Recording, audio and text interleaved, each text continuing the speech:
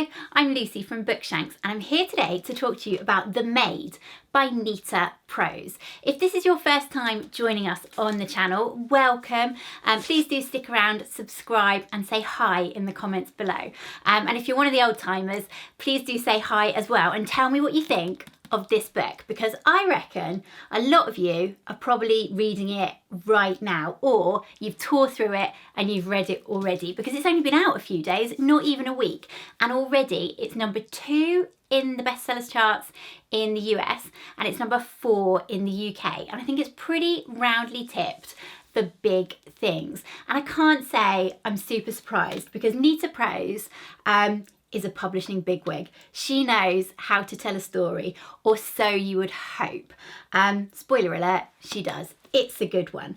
This is the story of a maid called Molly, who works in a really posh luxury boutique hotel as a housekeeper.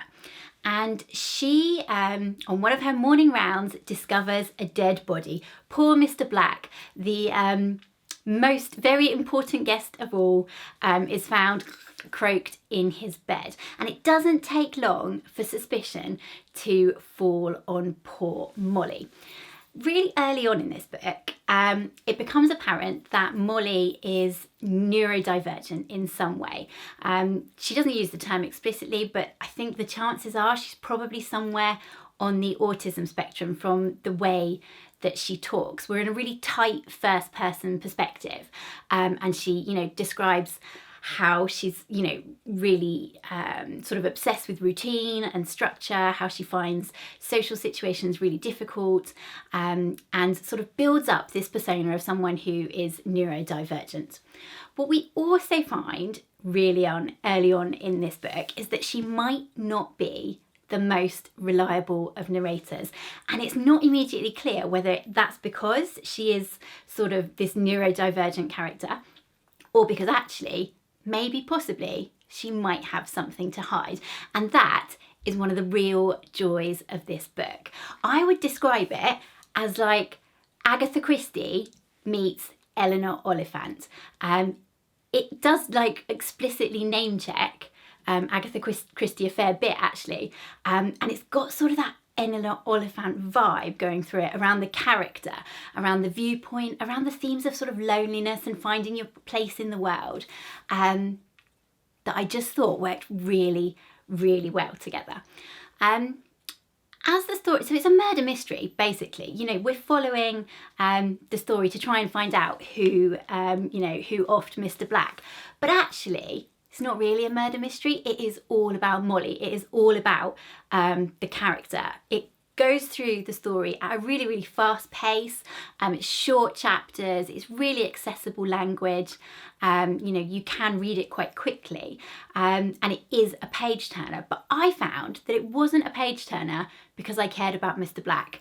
And actually when the murderer was revealed at the end of the book, I hadn't guessed it, and I'm usually pretty good at guessing who it might be, but actually I realised it's because I wasn't trying to guess who it was. I mean, I really didn't care, because it is all about whether Molly's involved or not, because she has these really dark thoughts at the same time as you're really rooting for her. She's thinking about how, maybe possibly she might drown her boss with a head in a bucket. Actually, I think that was the landlord. She was going to do something else awful to the boss. But she has like these really sort of mixed up thoughts that just cast that sense of doubt the whole way through, and add this lovely touch. But it is all about Molly. It's all about the character. It's all about her finding her place in the world, overcoming loneliness, and it's just so satisfying to see that character development through the book, and I think that is what the real strength of it is.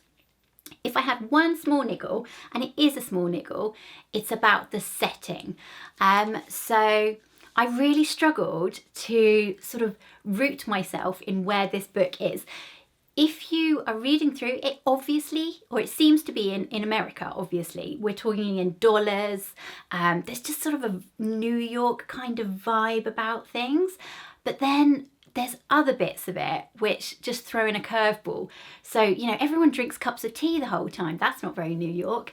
And they say things like keep calm and carry on, and really English phrases. They've got pictures of the English countryside on their walls. And it's a really small point, but it irked me because I couldn't ground myself in the story quite right, so I didn't. So, you know, your imagination is a little bit limited in terms of like seeing the peripheries. But I mean, that's a small point really, and I wondered whether it was like a clever, deliberate point to keep the US market and the English market sweet. Is that a point? Is that what you did, Nita? So it might be that. But generally, I loved it. I thought it was a really, really good read. It's a quick read. It was just a couple of evenings. Partly because it's, you know, an accessible book that, you know, is going to have enormous mass market appeal.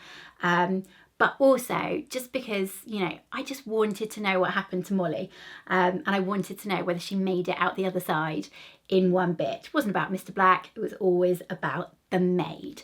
If you've read this book, I would love to know what you thought, whether you think it's worth the hype, because goodness me, it's had some hype, hasn't it? So please do talk to me in the comments below. I think regardless of whether you liked it, we're going to be seeing it absolutely everywhere for the coming months ahead. But I hope you're having a lovely week, reading something fabulous, and I'll see you soon. Thanks for watching. Bye.